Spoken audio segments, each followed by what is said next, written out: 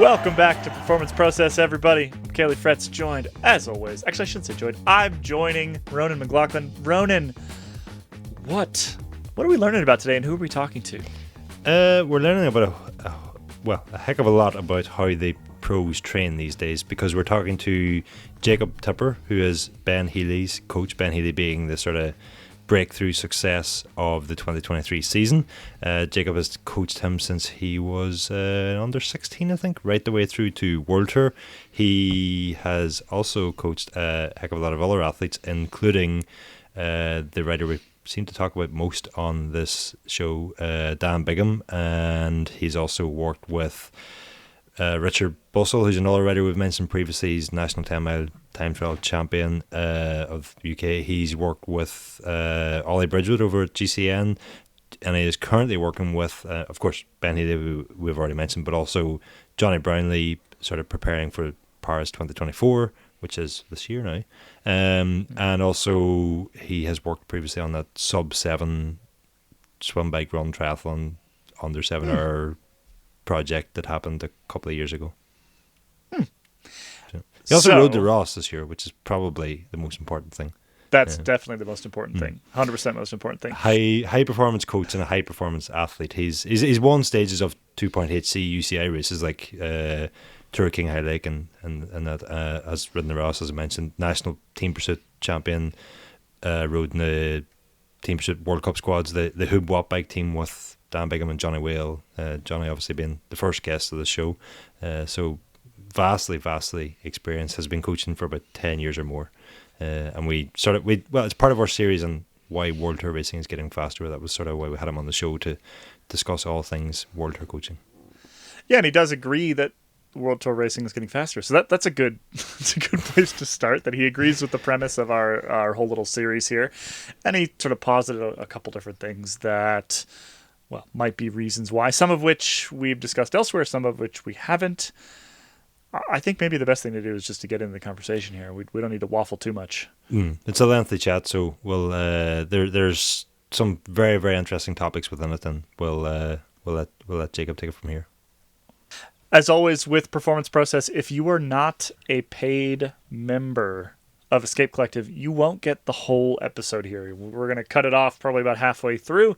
If you are a paid member, if you are a member of Escape Collective, you can get the whole thing. You need to get the members only feed. There are instructions to do that somewhere in your email. If you have any issues, you can always email us at info@escapecollective.com. So, just as a warning, this will cut off if you're on the free version.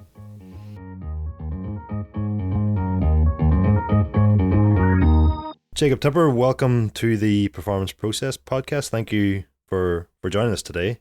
I'm going to give you a bit of a warning here. First of all, I've just introduced you as Jacob Tipper. If at some point during this episode I say Jacob, that's not that I don't know your name. I've just got this weird thing where for some reason, my brain makes Jacobs.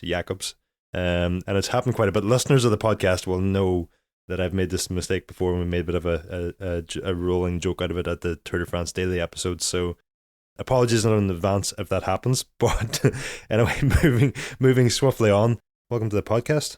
Thanks very much for having me. But yeah, try not to sound like my German teacher who keeps calling me Jakob. Getting sing like that. But yeah, and to start with, I thought your apology was going to be, I thought you could pre-apologise in case I swore at all. I was thinking, I haven't even started yet. Oh, well, we can just stick a warning on the cover of the podcast. So feel free to be yourself. Hopefully I'm not bringing up too contentious issues that you feel the need to be swearing back at me. Depends how much you talk about the UCI regulations, but other than that, should be good. Well, this is the hot topic right now. It's like I was supposed to be planning this episode all yesterday evening, and then of course we had the extreme inward inclination brake lever ban announced. And yeah, you're a fan of the inward levers, are you? To a point, I think they serve a good purpose. What I don't like is people conjuring up these ideas that they're dangerous without ever experiencing them, riding them, knowing what they're like, and just because they look dangerous, they must be dangerous. That's just farcical. It's clear that some people have kind of taken the mick with them a little bit. I imagine that when you've got them at crazy angles, they're probably pushing the luck a little bit. But the idea of just bringing them in, to an extent, there's very, I personally, I don't believe it. I don't believe it's dangerous. I've ridden them. I've got plenty of experience with them and narrow bars. Like, I'm not saying I was the world's greatest bike handler or descender in the world, but from a practical perspective, I could handle myself in those bunches. Like, my little claim is that when I got the Ribble Ultra with the 33 centimeter bars on, I didn't need to put the hoods in too much because obviously already at 33 centimeters, it's pretty narrow. But I did open up down the colder Raptor one day, thinking, oh, let's kind of see, make sure the bike can still handle itself. And that day on Strava, I went through and I was quicker than Van der Poel and Remco. And I'm sure they weren't necessarily going for it, but I was still like, it was the bike could still clearly handle itself with 33 centimeter bars on. That's me at 8 kilos, 6 foot, relatively broad shoulders for a cyclist. So it only makes sense that someone like Ben, who we're going to be talking about today, Ben Healy, it makes sense that he should be on something narrower than what I can ride. And it's also quite an issue for female athletes if they want to try and get aero. That ultimately there's not many components that really work for them. So instead, just inclinate the STI levers in a little bit, and you've kind of solved a problem without needing to re-engineer loads of handlebars that apparently some companies don't really want to make.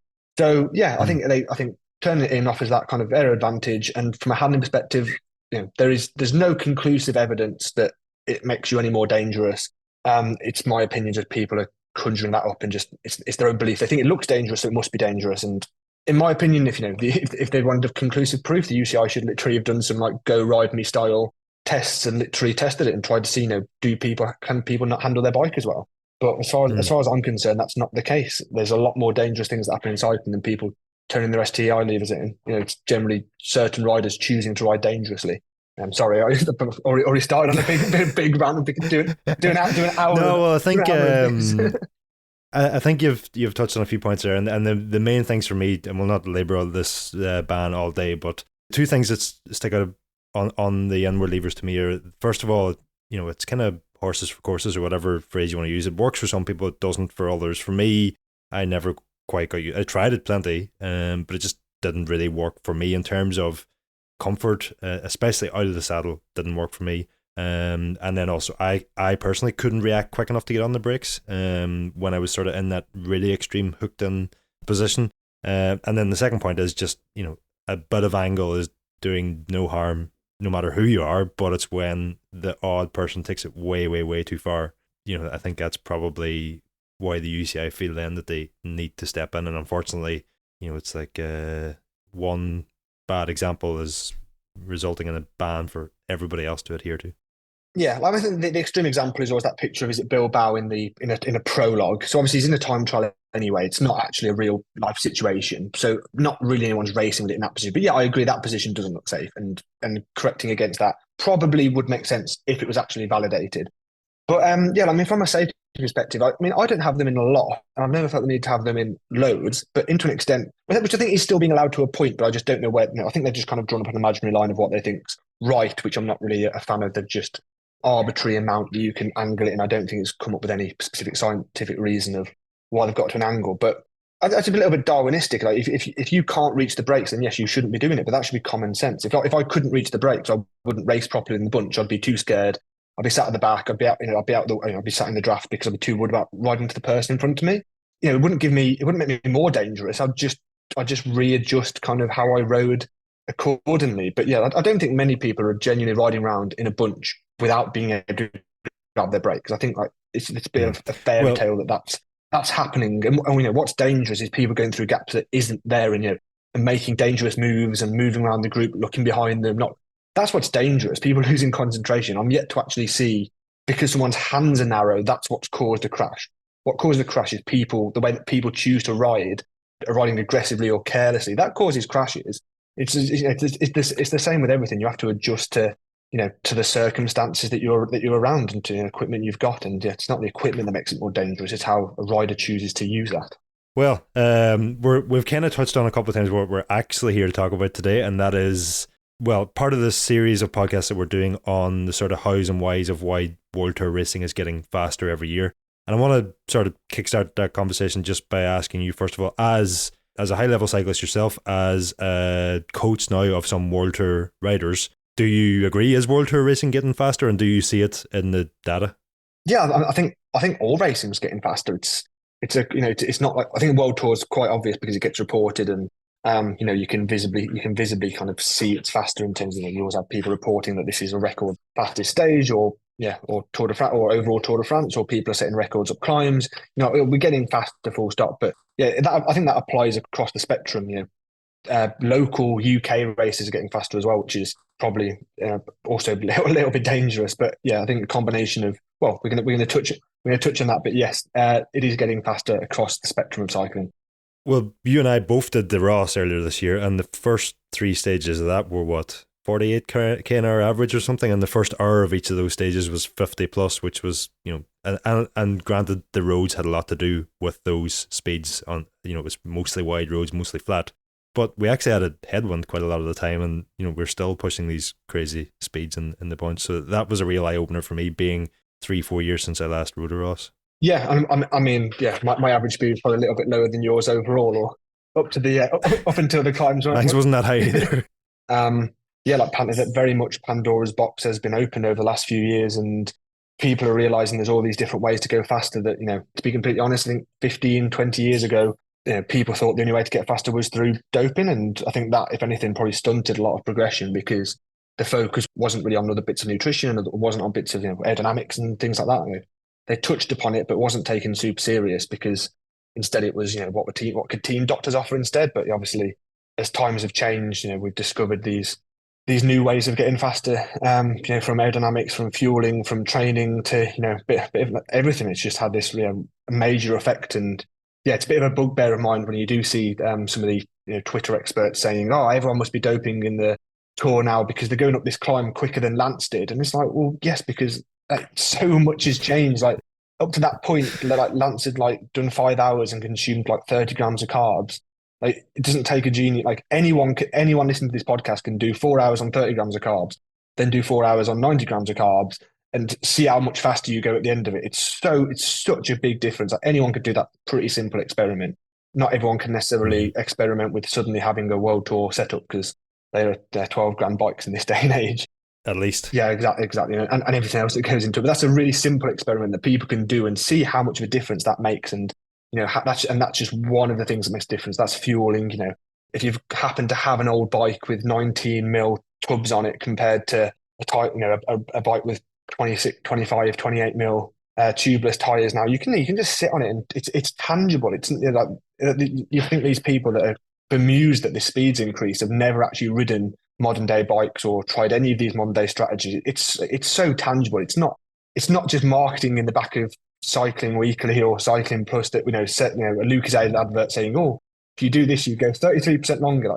It's like, oh, okay, do you really But now you can feel the difference at the speed that some of these things make. So yeah, like I say, it baffles me when people can't fathom that this is being done a lot cleaner than it was, in the Armstrong era and before. Wasn't there something about that Lucozade Sport experiment where they had just asked the participants to run for 33% longer when they give them Lucozade Sport, rather than where they had stopped them when they given them water? I can't remember exactly, but there was something actually to that claim. And I'm 100% with you. Like, I'm not saying riders are definitely clean because we have aerodynamics these days, but the sort of Twitter claims that we see, the conclusion is that riders must be doping, but there are, and that's what this series is all about, is that there are so many other explanations. They may well be some riders still doping, and there probably is. What this series is about is sort of digging into the other explanations that do also exist. Specifically, why I wanted to speak to you is, you've mentioned there, or we've mentioned that you're a coach, and you've mentioned that training now makes a big difference. Sort of briefly tell us some of the riders who you have or are currently working with, just to sort of set the scene there, and then we can sort of delve into that conversation around what difference modern training is making. Okay, so the one who's on the real breakthrough year this year is Ben Healy. So I've been coaching Ben since he was 15. So taking him from there up to getting podiums in classics is pretty wild, and Grand Tour wins. Yeah, and then I work with a few pro triathletes. I've done aerodynamic testing with people like Alistair Brownlee and Cat Matthews, who are pro triathletes, but specifically working with Johnny Brownlee on his bike. And I was Dan's coach up to the hour record that he broke last year, but ahead of Filippo Garner, and then taking it back off him. I think they're the bigger names within the sport that I've worked with. And I think Johnny Whale is our first guest on this podcast. We may have credited him with being Dan Bigham's coach in that episode. I'm not sure, so apologies if we did. But obviously, you were coaching him, and Johnny was also involved. Going back to you're saying racing is getting faster. One question I just want to ask again to set the scene is, when you're looking at files as a coach now of these athletes, is it just the speed that is increasing, or is it also, relative power, watts per kilo, watts to CDA? Is the watts element of the equation going up also? Be obviously completely transparent. I haven't got the power files of World Tour riders from 10 years ago to actually compare. Mm-hmm. And equally, I would say that probably a lot of the power meters that were being used by pros 10 years ago still probably weren't the most accurate in the world. Some of the power meters are a little bit questionable in their time. But even the World Tour riders are probably still using now. Some of them could be a little bit off. But yeah, from a performance modeling perspective, you can see the game has come on even since Froome was winning stage of the tour. The climbing. These people are absolute freaks. They're winning these stages now. The times that the climb stood at life to an extent from you can be as aero and have the best equipment that you can, but they still require some phenomenal amounts of power. So you can see that the minimum requirement in terms of a watts per kilo perspective has increased. On kind of key climbs and in key races in recent years. But like I said, that's not really a surprise. Like everything moves on over time. If you go back and look at as much as maybe other people disagree with me, if you look back at old football clips and you look at rugby and other sports, all these sports do come on from a tactical and physical perspective, and cycling is no different. Probably the only sport that didn't for a long, long time was running, really. But obviously, as technology has now come into their sport, you can now see world records being smashed week in, week out in there. But yeah, that was probably the only sport that did stand still for a long, long time. As someone with the background that you have now, and also being a rider, that increase in the watts per kilo requirement, is that somewhat been driven by the fact that actually with the advancements that we understand now in terms of nutrition, which you've mentioned there also, that when that peak watt per kilo output has to happen, riders are arriving there fresher, better fueled, more ready to do that performance, and as such they're more capable of doing. Can that partly explain that? Yes, I wouldn't always believe the numbers that professional riders quote that they're doing in training or previously did in training. There is a lot of numbers that get put out there, and I know this across various bits and bobs, from road racing to track to time trials. Where people probably weren't the most honest about the numbers that were actually going out, because partly because they like to embellish because it sounds good, and sometimes they just don't want to give away, or they want to kind of scare the rivals a little bit. Not all powers improved massively. If you look at what was doing back, when he was doing hour records, that was insane. No one's doing the quite numbers he was doing, because obviously he was so filthy. But in general, at the end of a stage of a tour, it's changed dramatically because they're getting to the end in a completely different shape in terms of a fueling nutrition perspective. That they're now able to do these numbers that they're at least able to do speeds that are so much higher than before. And so I think a lot of that is, yes, that's the technology, and the modern ways have changed how that's approached. How those riders may be compared as a pure, how well they're tested in a lab compared to 10, 15 years ago, maybe won't have come on as much. But the outcome in terms of performance racing, it's because of these other factors that have driven performance to be improved, is why that difference is there at the end of a race. What I like about sort of the coaching philosophy, I've heard you speak about your own coaching philosophy in the past, is that you're sort of, you're really deep into the science, you're reading all the latest developments in that space, but then you sort of try to bring as much empathy as you can to actually working with an individual. While it would be tempting to try and go into what kind of training sessions are riders doing now, and what kind of time are they doing in the X zone, and breaking down all the different ways that you can achieve a certain stimulus in training, what I think would be a better way to look at it for the benefit of this podcast would be to try and break down what way training has changed, do you think, in the past 10 years, and how much is that science led, and how much is that then altered in terms of what is getting delivered to the athlete to do in a training session. And I think a big part is there's a huge step forward in the professionalism of the sport over the last 15, 20 years. There are obviously riders now that are on pretty big money contracts from a very early age, and there is can't afford to be going partying quite as hard as Jan Ulrich was partying when he was at his best. That's kind of not allowed anymore. You see the same in football and stuff. They go out and have a good time, but not like they used to in the 90s. The professionalism in sport, as more money's come into it, has changed. So yeah, there is. I think riders full stop. Eat better, sleep better, are more conscious of recovery. Like training perspective, it will depend for individuals because some individuals, I can't imagine that Valverde, for example, would have changed how he decided to train loads over his career, and obviously he's still phenomenal at the end of it. He clearly found, probably ways that worked well for him that may have been considered a bit old school, but if they worked for him, they worked for him, and and there's nothing wrong with that. I don't think training's changed to be this complete magic bullet that's improved everything by so much. Like everyone's still doing a lot of miles on the bike. That has not changed. The total volume that riders are doing on the bike, the total amount of race days, and it's the race days that has a real big impact on riders improving. From a kind of, let's take amateurs to professionals. You can't get the same benefit in training that you can do from a 7-day stage race. That helps so much. That really helps lift riders as well. So the pros already had that. That's not changed. So there's kind of only actually so much the training can do because pros can't train, all year round in the way that other sports can because they're so led by the race calendar. So really the big difference is again is that professionalism, nutrition, sleep, recovery. It's all these things that have probably made a much bigger difference. And yeah, I think a lot of that has been led by the science. But again, I think athletes are in a position where they're feeling the need more and more to look for that improvement. Whereas before, the science may have been there before, but they weren't necessarily choosing to bring it into their training or prepared to sacrifice the need to, going to bed earlier because not that they weren't being paid enough before, but yeah, it's this drive of teammates starts doing it. And I think the culture has improved in general as a sport that if your teammates are all doing it, you start doing it.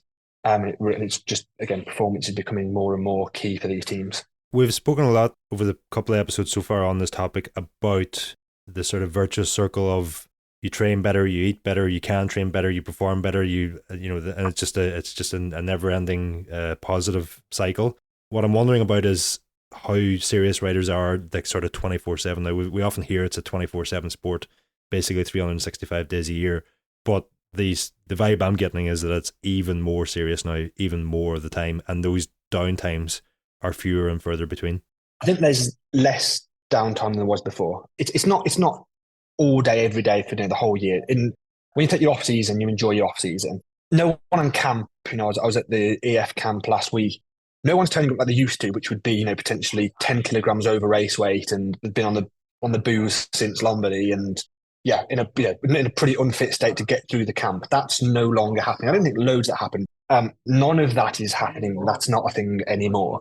We actually had quite a good thing with Ben talking through his nutrition, and we actually came up with quite a good strategy of we were going to go through very specific phases with it, where it was kind of semi-serious, serious, and all in, because you can't go all in all year round. Like that's not possible. You can't only eat. I see some riders try and do they're eating seeds for breakfast, and every meal's got they're going through bags and bags of salad and spinach leaves.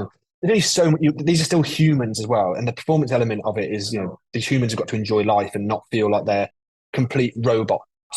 And I suppose the problem for me is it's contextual because I've always lived the life that a normal person would consider as probably relatively serious. Like I always eat 3 semi-decent meals. I will have takeaways a few times a week, but but you forget that sometimes when we're having these conversations with people that don't eat breakfast and have McDonald's every night of the week. So it depends kind of on the context of who you're comparing this to. Compared to an average, what we call an average civilian, yes, like they're completely serious all the time. But compared to probably people that listen to this podcast, they still have downtime. They still enjoy themselves. They'll have a burger. They'll still have a beer. But it's getting less of it. It's becoming more serious. But that doesn't mean that there's not a human element to having downtime, having bits of time when you can still enjoy yourself, relax. No one in the world tour should be absolutely pinging right now. There's still times when fitness will drop, and the priority will really start to kick in after Christmas. What I'm wondering then is the fact that their sort of base level that they're starting winter training at being higher, the fact that they're not coming to camp 10 kilos overweight, or they're not partying as much as Ulrich or someone might have been, does that create this sort of virtuous circle sort of effect where actually you're starting from a better place so you achieve a higher peak? Is that fair to say? That would be my take on it. I mean, like other sports, again, I don't think that runners used to go and get as drunk at 3 months of the year as there was something about cycling, isn't there, where we feel we just have to go off the scale altogether when we let loose. I think like when I was first getting into taking training more seriously as a kind of 16, 17-year-old, there very much was this still culture of, you are, let's see how physically unfit you can get until Christmas, and it was always frowned upon to do any training. So yes, you're going to have to spend January, February, March in a calorie deficit, trying to kind of lose weight, trying to get fit again before you can, you spend a good third of the year trying to get back to fitness before you can actually start making progression. So yes, I think riders are in a better position for not doing that. I know that kind of famously Geraint Thomas kind of still likes to kind of enjoy himself, but yeah, whether it's to the extent that he may be used to, or yeah, I know the kind of rapid weight losses, the rapid weight gain is what I would consider excessive, and I wouldn't recommend anyone else kind of put on the amount that says he put us on. But equally, he's clearly got some freaky genetics that allow him to do that and still be wildly successful, because he's, at one point or another he did that and then went and won the Tour de France next year. I think, like, who am I to tell him that that's wrong? But unfortunately, the average person cannot do that, because trying to run a calorie deficit to shift 8 to 10 kilos over training while trying to progress and improve is very, very difficult task for a lot of people to do. So yeah, it's definitely something that I wouldn't be personally recommending, but equally not just trying to sit at race weight for 365 days a year, because I also wouldn't recommend that either. There's always a balance and some context between. It's a topic that we touched on the podcast. It was with Tim Podgler on the sort of high carb trend, and one of the questions I had for him was that, we see on Instagram now so many athletes putting up stories of themselves devouring a bag of Haribo, and the impression you get is that they're eating Haribo 24/7 to power their training, but actually it's like there's a balance there that, you can eat the Haribo, you can fuel correctly as and when required, but it's not like that. It's not like that all the time, and it's the same. Geraint Thomas is not drunk 7 nights a week every single week of the year. And just because he has said that works for him doesn't mean it'll work for everybody, is kind of the way I prefer to look at those sort of headline grabbing things. Yeah, I mean, the Haribo, in fairness, like, it's that you need to realize how many calories these guys are burning a day every day. Yeah. It's genuinely hard to actually eat enough food if you're in blocks where you're doing 20, 25 hours a week. The amount of, and obviously these guys do a lot more power than what you and myself can do, and probably what the average listener can do. There's physically a lot of calories they are burning. So actually, you'd be surprised how you can, if you're doing 5-hour rides, you can come back, devour bags of Haribo, and still be in a calorie deficit. Sometimes it's actually the easiest way to get those calories in, rather than seeing it as being an unhealthy. It's actually a tool. But yeah, unfortunately, if you only got half an hour to do exercise at night, then you probably can't afford to be smashing bags of Haribo. And you don't. It's supply and demand when it's needed, 100%. And I wish I'd had more Haribo when I was trying to be a full-time cyclist. Yeah, like I say, that's I could say it's one of the reasons I still train. It allows me to eat properly. I want to actually, talking about training again, one of the other big changes in the past decade or so has been training with power. The way I see it now is that we're sort of entering a new phase of training with power, and that at the beginning it was basically a fancy speedometer. Not many people knew what it really was about, and certainly when I had my first power meter, it was just something that was on the bike, wasn't actually used all that much. Then we got to a phase where it seemed to be the more the better, and the more peak powers you could hit, and the more times you could share that you've had a peak power, that seemed to be like a real trend for a while also. And now we seem to be at a phase where actually coaches like yourself and writers like Ben and that, they're, the power meter is a tool where actually, it's not just about hitting the highest number possible. It's much more nuanced than that. Has there been a change in how writers train with power in the past few years? Yeah. Again, it depends how long a timeline we're talking. But yeah, obviously, I think a lot of people that had power meters to start with didn't really know how to use them, because they were just things on the bike. I think everyone's different. Everyone's got their own approaches and their own coaches. I mean, I think there's still so many fads that we see, and ultimately, I think a lot of things haven't changed. Again, I say, like, in the last God knows how many years, a long steady ride shouldn't really be making a big difference whether you've got a power meter or not. Like, riders should know kind of what is an appropriate kind of stimulus for them to get out of a long steady ride. And even now, you don't actually need the power meter on there. I mean, I'm so obsessed with it. I'd go crazy if it wasn't there. I need, but I don't actually need it. It's not really, it's what's it actually giving you? And that's the important thing with power and any data you collect, whether it's your Oura ring, your HRV, your, all these million different devices, lactate, or we've got everyone's now getting maybe more and more obsessed with how do we measure these different metrics, but actually it's only useful if you change your decision making based on that data. Okay, folks, you were warned at the start. If you're not a member, this is where the free version of this podcast, gets cut off. The full version of the podcast is available for members. You've already heard about it, how to join. Go to escapecollective.com/join, sign up today, and you'll get full access to this podcast, and you will not be rudely interrupted like this ever again. I promise.